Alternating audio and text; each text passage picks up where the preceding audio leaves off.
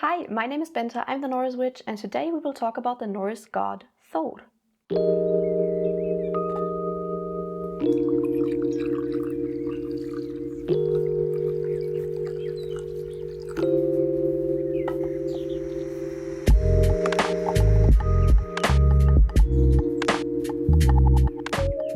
But first, of course, as always, a little Patron shoutout. Thank you very much to Will, Jenny, Andrew, Eli Brackett, Andrew, Bran, Jenny, Tyler, Els, Maggie, Betty, Misty, Athena, Cameron, Ines, Tiffany, Amy, Rhiannon, Dario, Colette, Soren, Braden, Bethany, Tell, Timothy, Coffee, the honorary gossip squirrel, Bjorn, Scylla, Ash, Lucy, and Joss. Thank you very much. And now let's talk about Thor. Okay, this is actually the second time that I'm filming this video because last time I jinxed it. Last time I said that I'm hoping that nothing will go wrong because I'm filming for the first time with my new camera. And the videos didn't end up having audio, so I won't say anything about it anymore. I won't. Let's just jump right into it. The first thing that I will talk about is what do we actually know about Thor from the lore, from mythology, from the Eddas, from the sagas. What do we actually know about him? Afterwards, I will go a little bit more into UPG territory, but not completely, because I will go into herbs, like in general plants, crystals, colors that are associated with Thor, and also some ideas for offerings and timing for the offerings. And then lastly, I will go into some UPG, both mine and other people's experiences with Thor. So some stories about what people like to do for him, to honor him, and yeah, mine and also other people's experiences. And that is because Thor is not one of my main deities that I work with. I do worship him, and I don't know, I wouldn't really call it really working with him. I more so worship him and then ask him for protection from time to time, but it's really not that much that I do with him. So that is why I wanted to incorporate your experiences in this video. Because from now on the videos will be mostly about deities that I don't have that much experience with, so I rely on your experiences for these videos because I like to include experiences and UPG in these videos too. But let us hop right into what we actually know about Thor. Who is Thor? Thor is the son of Odin and the giantess Jörð, who's actually the personification of the earth. And that also makes him the brother of Baldur. He has a wife called Sif, and with Sif he has 3 children, 2 sons and 1 daughter. The sons are called Modi and Magni, which translates to angry and strong, and his daughter is called Thrúður, which means powerful. Because Sif is his wife, of course, that also makes him the stepfather of the god Urd. He also has 2 human servants who are actually peasant children with the names Thjalfi and Roskva, and those just became his servants because Thjalfi actually injured one of Thor's goats, and as a recompense, their Roskva's and Thjalfi's parents gave both of them as servants to Thor. So now they are his servants. But yeah, while we are talking about goats, Thor has a chariot that is drawn by 2 male goats, and I will probably butcher their names, but let's still try it. Their names are Tangrisnir and Tangnjöstr. And yeah, that is why he's also sometimes called the Lord of the Goats or the Chariot God. Thor lives in Thrúðheimr or Thrúðvang, and his hall is called Bilskitnir. He owns quite some pieces of armor that are supposed to increase his strength. So for example, he has a strength-giving belt, an iron gauntlet, and a staff that's called Gríðarvold. And yeah, as I said, these all are supposed to increase his strength, but of course, the most well-known weapon of his is his hammer Mjolnir. This hammer is so important and so well-known, in fact, that it became a symbol of the faith very quickly, and it was also used as a fertility-giving symbol from the Bronze Age up until the Middle Ages. Thor is generally described as being very big in stature, he has a very fierce look, he has a big red beard, and he is, of course, very strong. He's in fact the strongest of all the Aesir, and maybe that is why he has a very big appetite for both food and drink. He's also probably not the brightest candle on the cake, but he's also not dumb. He has some wisdom to share, but compared to, for example, a god like Odin, He definitely is not as wise or as smart as Odin is, but he has still some wisdom to share. He's just not, like, that is not his main trait. But he definitely has a very, very fiery temperament. Thor is a god of thunder, of lightning, of rain, and of wind. So in general, like, weather is like his thing. He's a god of strength, but also a god of fertility. That's very interesting. And he's both seen as a god of fertility within agriculture, but also human fertility. For example, the Thor's hammer has been put into a bride's lap to increase her fertility. He's also described as the defender of both Asgard and Midgard, so he protects both the gods and us humans against dangerous forces like the giants, for example, or Jörmungandr. And all of these traits make him kind of the god of the farmer warriors. He's more a god of simple, practical working class people, unlike, for example, Odin, who is more a god of nobility. Thor was very, very widely worshipped. We see that in poetry, on runestones, in rock carvings, but also in place names that kind of derive from his name, and also people's names that also derive from his name. And there's also a kenning for Thor, which is friend of man. So you see, he's kind of the god of just all humankind, all of the simple working people. Lastly, when researching for this video, I came about a fact that I found very interesting, and that is that Thor was actually called on for consecrating and blessing runes and runestones. There have been multiple runestones that were found that include something like, "May Thor bless these runes." So Thor was called on for blessing and consecrating runes, which you would probably typically think of as something that Odin would be called on for. And now let us talk a little bit about plants and crystals and colors and everything like that that's associated with Thor. This goes a little bit into UPG territory, but some of it is actually found in lore or in the sagas. For example, there are two plants that are associated with Thor, which are the oak tree and the rowan tree. And we can see that actually in literary sources. But something like crystals that are associated with Thor, of course, will be a lot of UPG, simply because crystals just didn't play a role in like religious practices back in pre-Christian Scandinavia. So what I'm saying now is my own UPG. So which crystals do I personally associate with Thor? For me, it's definitely clear quartz, but other than that, everything that's very fiery. So for example, carnelian or red jasper, but in general, everything that's very fiery, maybe that is red or orange, because red and orange are also the colors that I personally would associate with Thor. But of course, that's only my opinion. If you find that another color works for Thor, then work with that color. Offerings for Thor could include anything Mjolnir related, of course. You could wear a Mjolnir pendant on a necklace or a bracelet or on a t-shirt or whatever. You could carve a small Thor's hammer yourself and put it on your altar for Thor, for example. Anything Mjolnir related makes a lot of sense, but also everything that's goat related because of his two goats. He seems to like them or love them very, very, very much. So everything that's goat related also makes sense. Doesn't matter if it's goat's bones, if you come across them, goat's milk, goat cheese, goat meat. Whatever, you could even put a small little goat's figurine on his altar. I bet he would love that. Also, of course, food and drink. He's said to have a big appetite, and I feel that.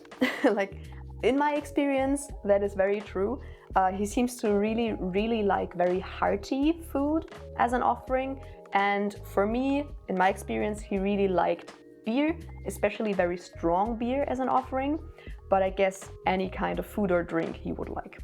And lastly, something that I feel like makes a lot of sense for honoring Thor is exercise. Getting to a state where you're more strong, maybe you even want to do weightlifting, you can easily do that to honor Thor. You can do that in his name, especially if you don't really like exercising, that could be a great offering to him.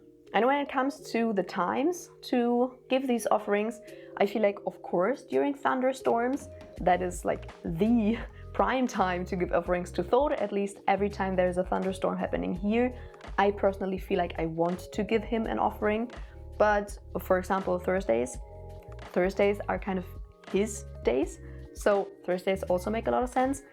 But in general, of course, you can give him offerings whenever you want. I just feel like these 2 times make a lot of sense. And then lastly, let us talk about UPG. Let's talk about experiences. Excuse me. Let's talk about experiences with Thor. I will first get into my own experiences with Thor, which, as I said, aren't that many, and then I will get into everything that you told me about. So, as I already said, I don't work with him as closely as I do with my 3 main gods and goddesses.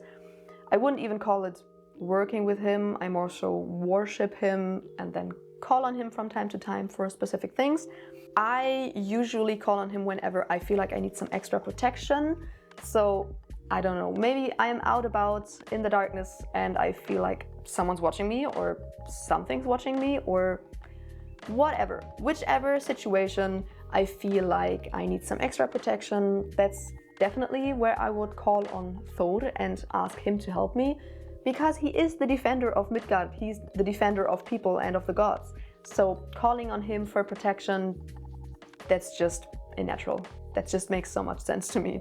As I already also said, I really like to give him very hearty foods. Actually, one of my experiences that I had with Thor was that I ordered some fast food, actually. I think it was vegan burgers and fries and stuff like that. And he actually came and told me that he wanted some of it. That's something that happens to me pretty often, that I feel like I just get a general feeling that Thor just wants some of my food. And it's usually not when it's the healthy kind of food, but when it's the very hearty, like very meaty food. I don't eat meat, but like whenever I would eat fast food, for example, I get takeout, I eat like pizza or burgers or fries or something like that. I very often get the feeling that Thor wants some of that. But I also had an experience very recently, actually, where there was a thunderstorm and I knew that it would come, but I didn't really plan on giving an offering. But when the thunderstorm was there, I just wanted to give an offering to Thor so badly, but I didn't have any food or any drink there. So what I did was that I lit his candle. I have a candle for all my deities. So I lit his candle and I read one of his stories from the lore, from mythology to him. And he seemed to really enjoy that. So you see, giving simple small offerings is also completely fine. At least I haven't encountered any deities yet that didn't like me reading their stories to them. So that was one of my experiences that I had with Thor. If I had to describe his energy, I feel like he's very chill, he's very down to earth, he's very just friendly. I completely understand the canon friend of man for him, because he's just friendly, he's just nice. Like a big brother, maybe. I've heard that quite some times now, that people describe him as your big brother, and I completely get that, because he's very, very nice, but he's very protective over you. So, as I said, he has a fiery temperament, and I also feel that when someone's maybe threatening someone he wants to protect, then he's not chill anymore. You see that in the Eddas, and that's also my personal experience. So he is very chill, he's very nice, he's very easygoing, but he has this fiery temperament. What I personally really like about Thor is that he seems very straightforward. I have had some situations where I contacted him by using the runes or tarot, stuff like that, and he's just very straightforward. He doesn't play around or anything like that. Like, for example, Loki would definitely do, or Odin does sometimes, because Odin is also a trickster. So he's also cunning, but Thor isn't like that. He's very straightforward. He doesn't play around, he just gives you the straight up facts. And that's very relaxing from time to time. And what I definitely feel like for Thor is that he makes himself known physically. Odin, for example, didn't ever give me physical signs, but Thor does. Every single sign that I got from Thor has been a physical one. So I feel like he's just a very physical kind of deity, if that makes sense. But yeah, that's already the end of my personal experiences. Of course, I have some more, but some are pretty personal, so I don't share them. But yeah, I don't have that many experiences with Thor, so let us get into your experiences, the ones that you shared with me. What I found very interesting was that every single thing that you told me, at least one other person told me too. So that makes your UPG SPG. Very, very interesting. I always love seeing when UPG becomes SPG. A lot of you seem to ask him for protection or to get you home safely or get you somewhere safely, especially when you're getting into a storm. That seems to be a very, very common thing, and it seems to be very successful. I've had, I think, at least 2 or 3 people telling me that there was a situation where they had to get somewhere, they had to get home, for example, and they got into this huge thunderstorm, and they asked Thor to get them home safely or get them through safely without having their car break down, for example, or getting rained on or anything like that. And it was always successful. Another thing that you mentioned that I also already talked about, because it just makes complete sense, is honoring him through your workouts, especially through weightlifting. So especially competitive athletes seem to honor Thor through their workouts or through, their whole athletic career, if that makes sense. Of course, a lot of you wear a Mjolnir pendant, for example, on a necklace. I think that is the most common way to wear it. But a lot of you told me that you wear a Thor's hammer. One thing that I was very, very excited to hear from you, because that's also an experience that I made myself, was that he seems to remind people not only to be physically strong, but mentally strong. If you're, for example, a person with a mental illness, you tend to think of yourself of not being strong, but being weak, because you simply just can't do everything that all other people can do. Sometimes you just can't. So thinking of yourself as less than or as being weak is something that just happens for a lot of people with mental illness. And Thor seems to be there to tell you that you are very, very strong. So it seems like he's not just about physical strength, but also mental strength. I've had the same experience. Once I contacted Thor through my tarot cards, I think it was, and he also told me, no, you're not weak. You are very, very strong. You may not be like physically strong, but mentally you are extremely strong, because you're a fighter. You are basically battling through life. And I found that very, very cool to hear that didn't only happen to me, but also to other people. And then lastly, I had also multiple people mentioning that they like to call on Thor for protection and for creating sacred space when they want to perform a ritual or like anything like that. I think that completely makes sense if you want to, for example, like if you're into casting circles, for example, to call on Thor for some extra protection to strengthen the circle, something like that. I think that makes a lot of sense. And that were all the experiences that you told me about. Thank you very, very much to every single one of you who submitted like an email or a comment on YouTube on the community tab. I thought it was very, very, very interesting to read through all of your experiences, and especially to see that they aren't UPG, they're SPG. Very, very cool to read all of this.